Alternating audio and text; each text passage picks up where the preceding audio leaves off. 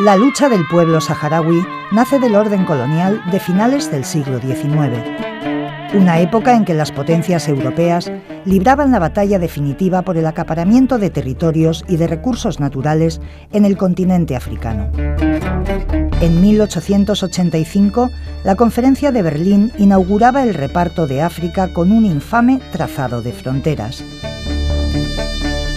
Líneas que afianzaron la gloria de los estados, pero que destruyeron pueblos, culturas y formas de organización milenarias. España entraba en un territorio de nómadas del desierto en la franja occidental del Gran Sáhara. Una comunidad de pastores beduinos, hablantes del árabe hasanía y devotos de la fe islámica. Tras firmar una serie de acuerdos territoriales con Francia, se definieron los límites del Sáhara colonial. Ocupaba al norte la región de Saguía al-Hamra y al sur la de Río de Oro. Con el descubrimiento de los yacimientos de fosfatos y la puesta en valor de su posición estratégica militar, el último gobierno franquista declaraba provincia española a esta tierra de nómadas del desierto del Sáhara Occidental. Esa imagen de desorden, soy antropólogo y cuando hablo del colonialismo, siempre esa imagen para mí es un sello que me represente el colonialismo. Es que venimos a ocupar esta parte para civilizarla, para convertirles en humanos, en personas, porque son salvajes, porque son gente enfrentadas entre sí, cortadores de caminos, como se decían, y entonces, bueno, pues esta es la imagen que daba el colonizador del dominado. Entonces, bueno, para mí el colonialismo es irrumpir dentro del orden de una sociedad, dentro de una cultura, y convertirla en caos.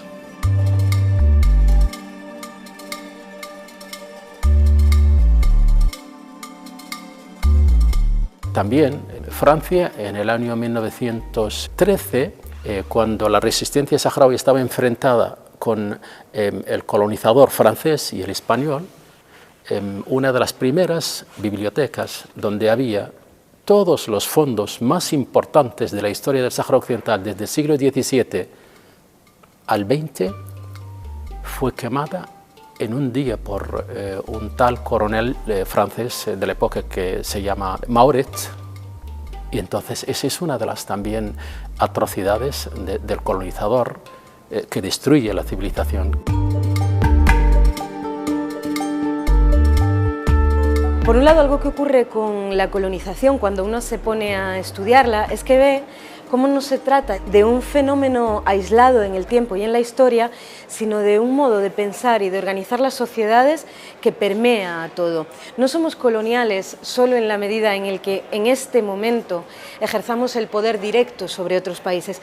Somos coloniales como modo de establecer los estados, como modo de relacionarnos internacionalmente. Los notables saharianos han acudido a rendir cortesía a las autoridades de la nación. En ese sentido, además, cuando las memorias no han quedado resueltas, cuando se sigue hablando, como es el caso de España, que lo que se tuvo fue una colonización distinta, ejemplar, que lo que había en el Sáhara o en el norte de Marruecos o hasta en Guinea era una convivencia armónica y se eluden todos los componentes de violencia, de expolio y de desigualdad nítida entre dos poblaciones, mientras sigamos estableciendo los relatos en esos términos, no tenemos resuelto en el corazón de nuestras sociedades la cuestión colonial. España es el único pueblo sobre la tierra capaz, como el caballero de la triste figura, de estas grandes empresas de redimir a un pueblo y ayudarle sin pedirle nada más que una sonrisa, dice el generalísimo a los saharianos que le escuchan. La cuestión del Sáhara es en cierta forma rehén del realismo político, de la realpolitik, ¿no? Recordemos que el Sáhara se coloniza o lo coloniza España no porque sea una potencial fuente de recursos naturales o para explotar la fuerza de trabajo humana, sino fundamentalmente para proteger Canarias, para evitar que otros se coloquen enfrente a las Islas Canarias.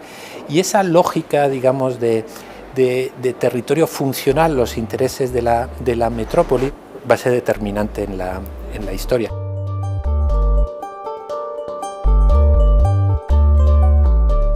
la colonización española no tuvo una presencia muy destacada, precisamente porque España no construyó en el Sáhara. España no integró a los saharauis. Había pocas escuelas, no había universidades, los institutos se hicieron 2 en el Aaiún y en Villa Cisneros, casi al final de la presencia española en el Sáhara. Por lo tanto, vivíamos con una presencia muy poco notoria. Había cuarteles, había soldados de diferentes cuerpos, pero los saharauis vivían su vida nómada, vivían como indígenas, como nos llamaba España, porque la mayoría seguían viviendo con la explotación de los fosfatos en hileras de jaimas en las afueras del pequeño centro urbano donde vivían las familias de los militares españoles y de los colonos.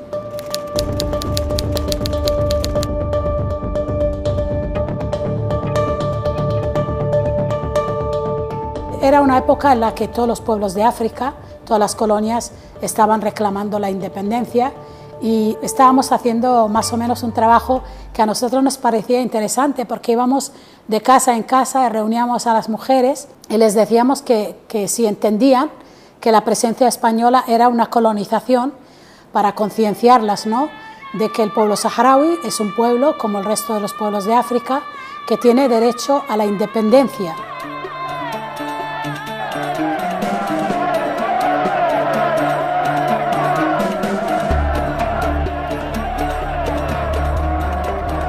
Cuando llegó allí el último equipo del gobierno general, llegó al Sáhara con la misión de realizar el referéndum de autodeterminación.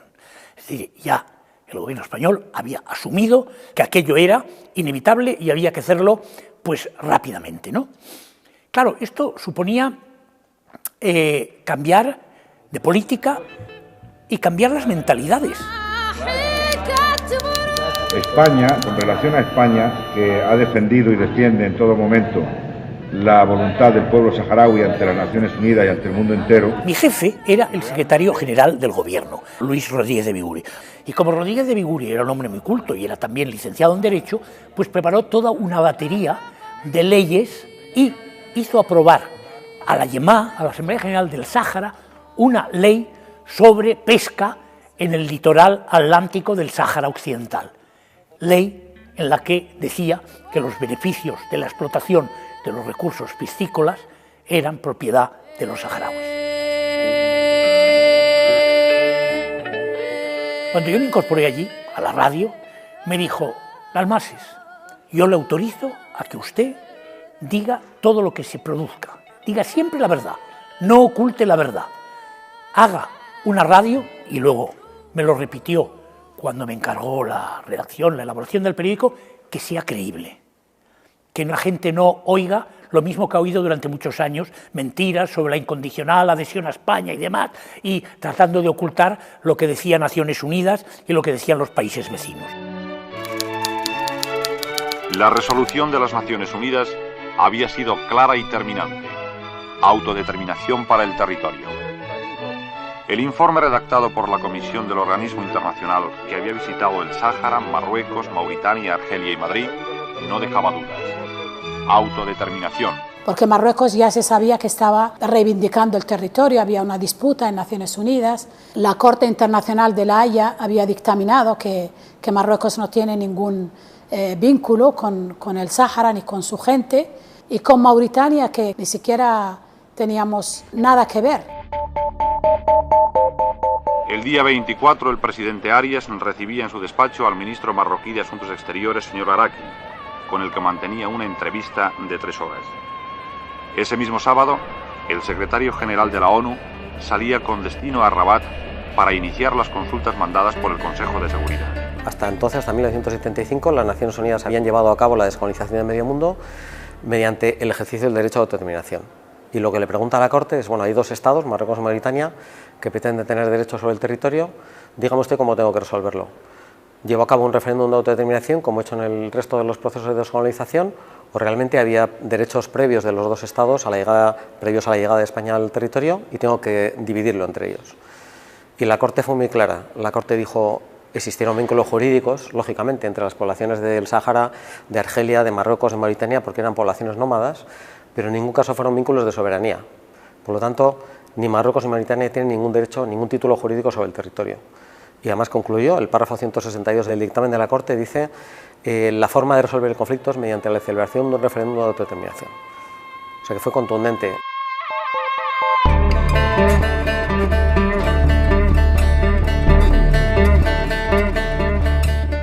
La primera persona que publicitó esta idea en el año 1969 fue Mohamed Basiri, un saharaui que fue desaparecido por el ejército español en 1970, en junio, precisamente por pedir una serie de transformaciones de carácter más bien moderado en un proceso que acabara llevando a la independencia del Sáhara, ¿no? Entonces, en junio de 1970, Basiri, después de una gran manifestación que dio origen a lo que llaman el grito de Zenla, que fue el lugar donde se realizó, a la demanda sistemática de los saharauis por su propia autodeterminación.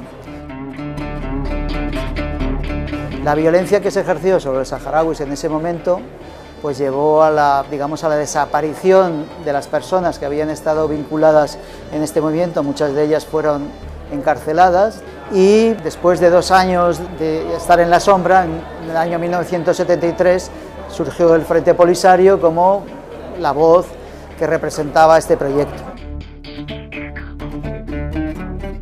El Frente ha decidido establecer algunos puntos en su programa, entre ellos el constituirse en República Árabe Saharaui, no alineada dentro del Sáhara. La voluntad de nuestro pueblo exige que el Sáhara sea independiente. Y este proyecto se representaba ya no como una vía moderada y pacífica, como lo había planteado el movimiento de Basiri, sino a través de las armas. Y es cuando surge esta oposición armada al ocupante entonces, al colonizador que era España, y que se dio continuidad con la invasión marroquí-mauritania en 1975 y después con Marruecos hasta el día de hoy, ¿no? El Polisario fue creado por el pueblo saharaui en 1973 y por eso el pueblo sigue el ritmo del Polisario.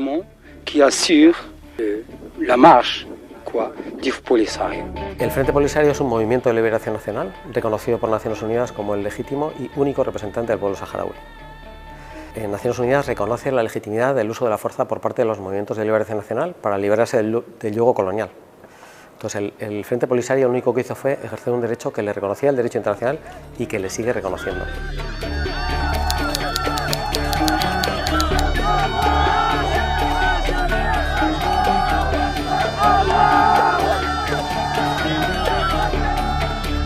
Yo he estado en contacto con la población saharaui, pertenecía a una organización, Comité de Soldados, unitaria, que ayudábamos y dábamos información al Polisario.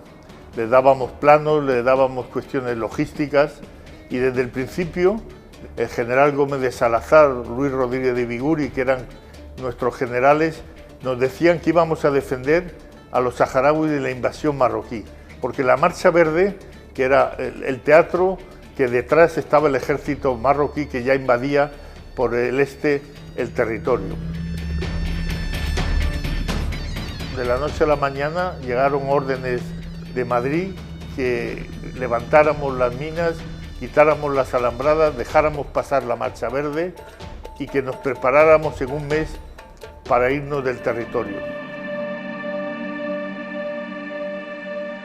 Básicamente lo que hizo que Naciones Unidas paralizara el proceso de descolonización en el año 75 fue que Marruecos vendió ante Francia y Estados Unidos, estamos en la Guerra Fría, vais a permitir que se cree un Estado satélite de la Unión Soviética porque va a ser un Estado aliado de Argelia en la mitad de una zona que es de la OTAN, y entonces Francia y Estados Unidos deciden que efectivamente hay que evitarlo.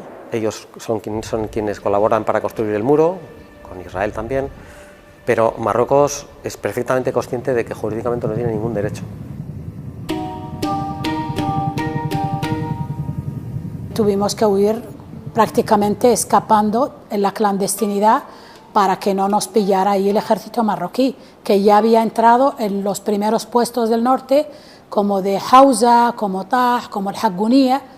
Ya nos enteramos de que estaban entrando y entraron arrasando lo que encontraban a su paso. Daban la patada en la puerta y se llevaban a los hombres. Además vimos como en esas semanas ya había alambradas que las había instalado el ejército español y la policía alrededor de los barrios saharauis. Nos habían prácticamente encerrado. Entonces eso hizo que la población saharaui no confiara y empezáramos a huir como podíamos. Los saharauis huyeron por el desierto. Más de 50.000 mujeres, niños, murieron casi 500 niños en algunos bombardeos de napal y fósforo blanco. Todo eso lo vivimos, estábamos allí todavía, eran ciudadanos españoles.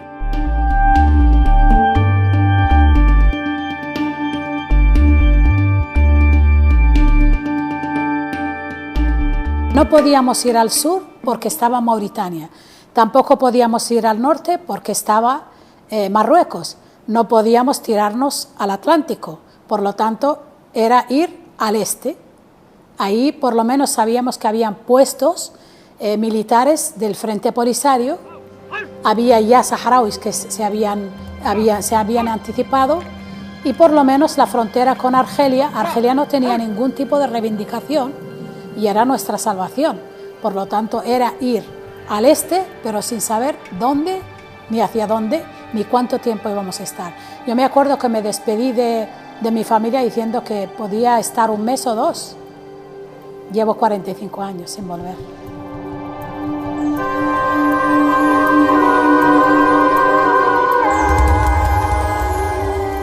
Cuando alguien me pregunta por mi fecha de nacimiento, como no me la sé, yo llegué al territorio argelino el 11 de marzo de 1976, la única fecha que yo me sé perfectamente. Entonces esa fecha la celebro como mi nacimiento, por todo el éxodo, por haberme salvado y por irrumpir en un mundo fuera de lo colonial. Recuerdo que cuando llegué a los campamentos de Tindouf, Argelia, en una zona que se llama Adam Soissant 15, eso estaba donde llegaban los primeros éxodos de los refugiados. Y luego la organización del Polisario ha ido dispersando todos estos campamentos por miedo a que Marruecos cometa una locura, persigue a la población y la bombardea, como sucedió en Madrega, en Amgala y en Tifariti.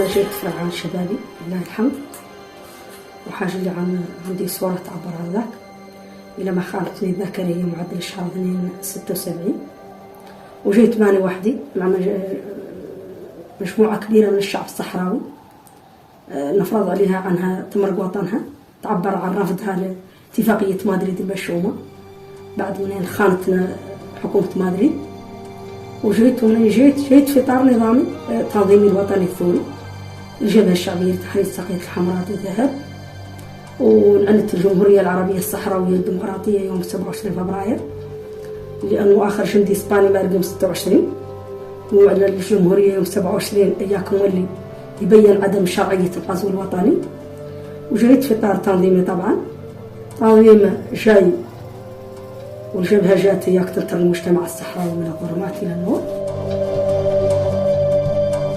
الخليج تنافس شديد بين الدول الاستعمارية. La escuela del 27 de febrero se construyó para que las mujeres pudieran contribuir no solo en la gestión de los campamentos, sino también en la construcción de las estructuras del futuro Estado independiente saharaui.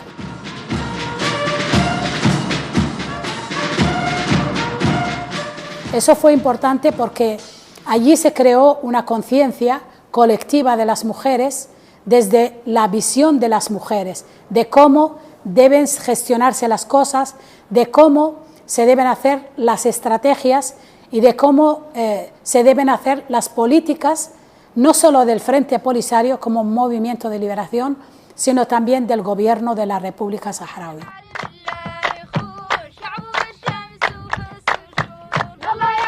الإدارة فيها صحراوي ولا صحراوية، والشرطة فيها صحراوي، والدراكي صحراوي، والجندي صحراوي، يا رب يشهد عنا حامدين، والوزير صحراوي، والمدير صحراوي، والمعلم صحراوي. هذا ما رحمة، ما هي نعمة. هي تجربة زينة، تجربة حقيقة كانت زينة، وبنينا مؤسسات، وبنينا دولتنا حامدين مولانا، مع أنها دولة المنف غير بعد وخاضنا تجربة. منين يجي الاستقلال نجبروا ناس عندها المؤسسات كاملة جاهزة، كل شيء جاهز. Creo que una de las cosas que mejor ha hecho el gobierno saharaui de entonces y los sucesivos gobiernos saharauis es ese empeño contumaz en formar a su sociedad, porque éramos una sociedad beduina, casi analfabeta, el porcentaje de analfabetismo era grandísimo y se volcó.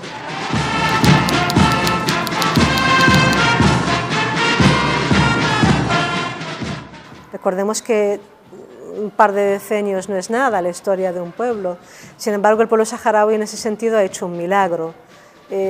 Yo como educadora y como docente siempre he creído fehacientemente en la educación, ¿no? En la necesidad de educar. Creo que es el instrumento que nos puede hacer libres.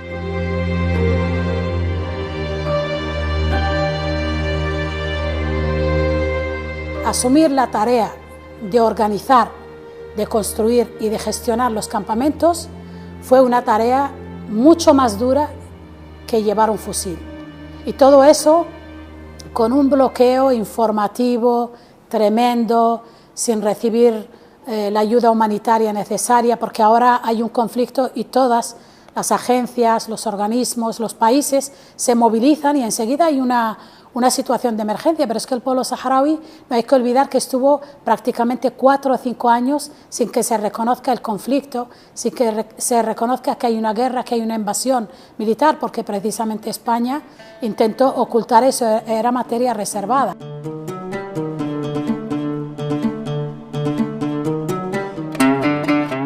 Precisamente por todo ese blanqueo que tenemos también de muchos episodios de nuestra memoria histórica.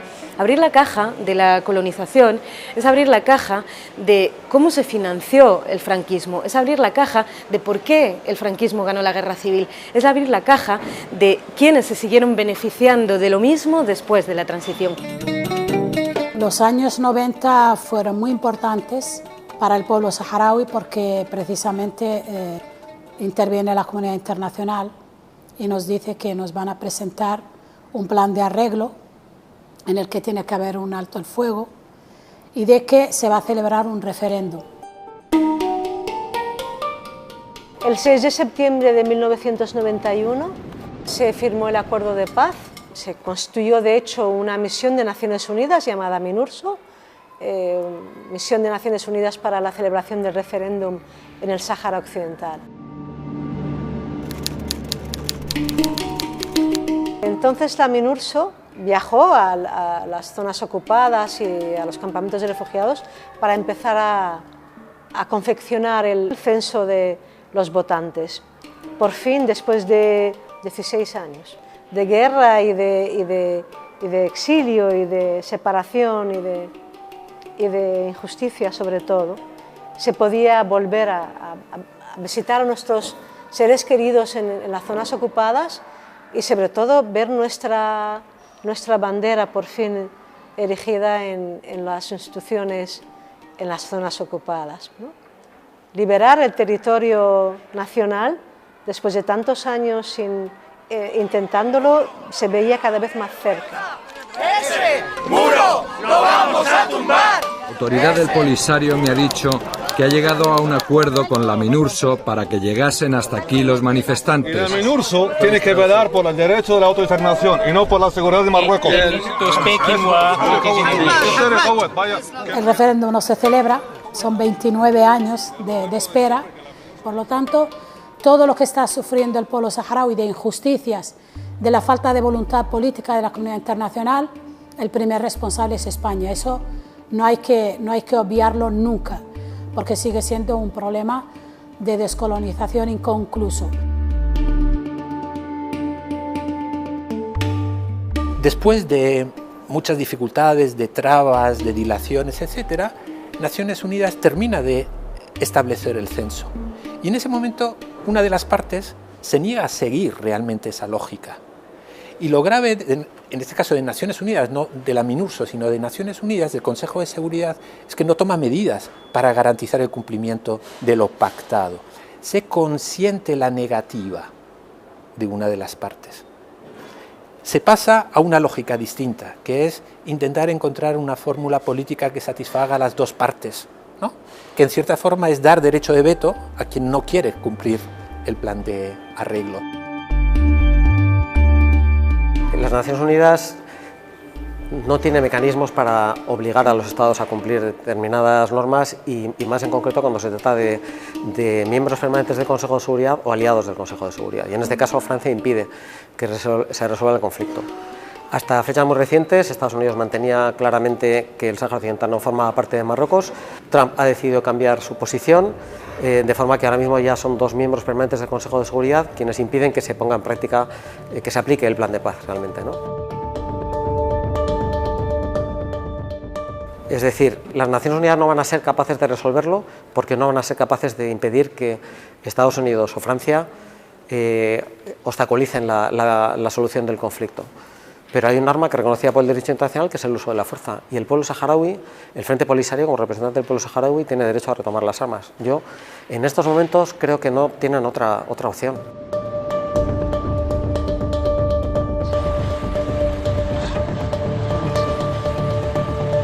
...45 años después se ve que el pueblo saharaui es uno de los pueblos más tolerantes, más pacíficos que hay sobre la tierra, a pesar de que ha sido abandonado por la comunidad internacional y que después del 13 de noviembre hemos visto que nos vuelven a empujar a una segunda guerra de liberación cuando nosotros llevamos 29 años apostando por la paz.